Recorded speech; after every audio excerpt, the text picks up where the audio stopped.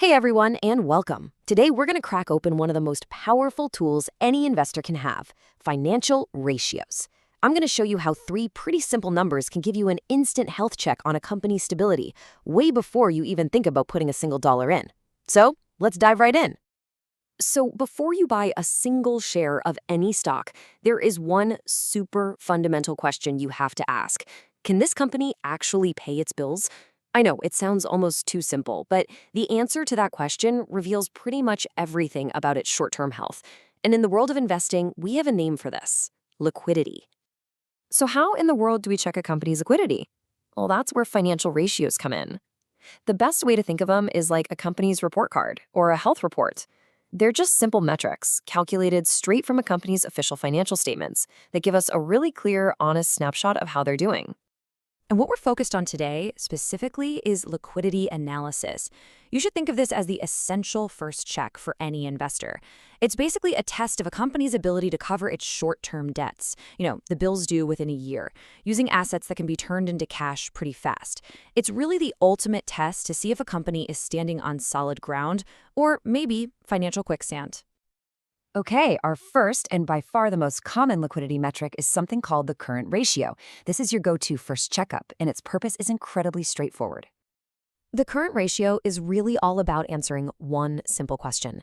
If you take everything the company owns that can be turned into cash within a year, is it actually enough to pay off all the debts that are coming due in that exact same period? That's it. And the formula for this, it's beautifully simple. It's just the company's current assets, so think things like cash, money that customers owe them, their inventory, and you divide that by its current liabilities. And those are the debts that are due soon, like payments to their suppliers or any short-term loans. So let's run through a really quick example. Just imagine a company has current assets worth 1 crore, and its current liabilities are 80 lakh.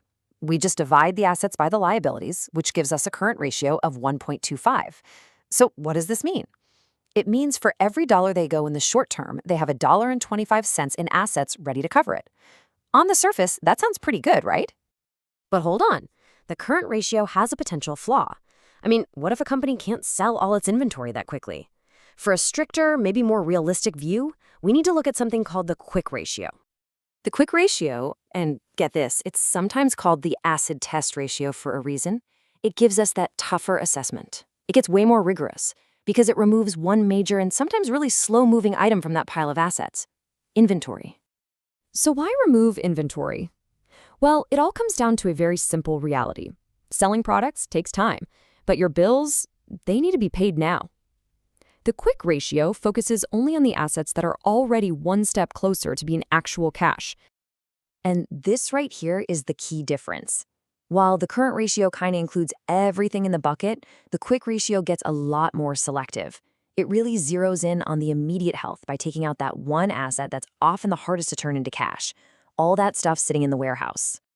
The formula shows this perfectly. You take your current assets, you subtract the value of your inventory, and then you divide by the current liabilities. It's a really simple change, but believe me, it makes a huge difference in the story the numbers tell.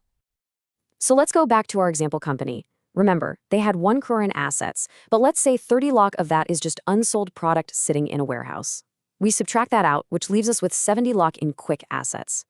Now, we divide that by the same 80 lakh in liabilities, and suddenly our ratio plummets from 1.25 all the way down to 0.875. So now, for every dollar they owe, they only have about 88 cents in easily accessible assets. And all of a sudden, the picture looks a lot tighter. But what if we want to be even more demanding?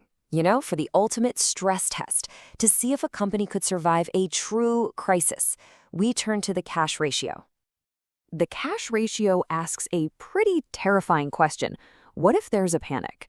What if every single creditor calls up demanding their money back, like right now, today?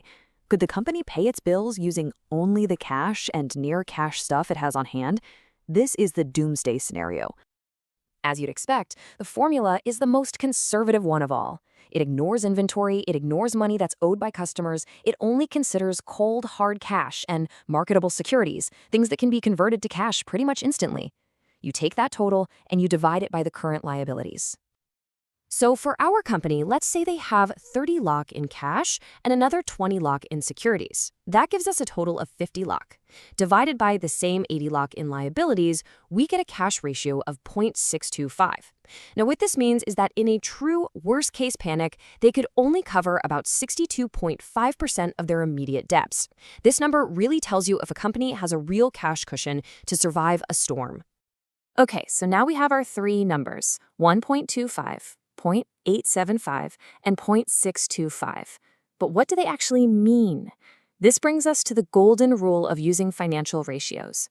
A number, all by itself, is completely meaningless. So I'll ask you directly, that first number we calculated, that current ratio of 1.25, is that good or is it bad? The honest answer is, based on what we know so far, we have absolutely no idea. Because the only way you can ever judge a ratio is to compare it against its peers. The answer depends completely and totally on the industry that company operates in.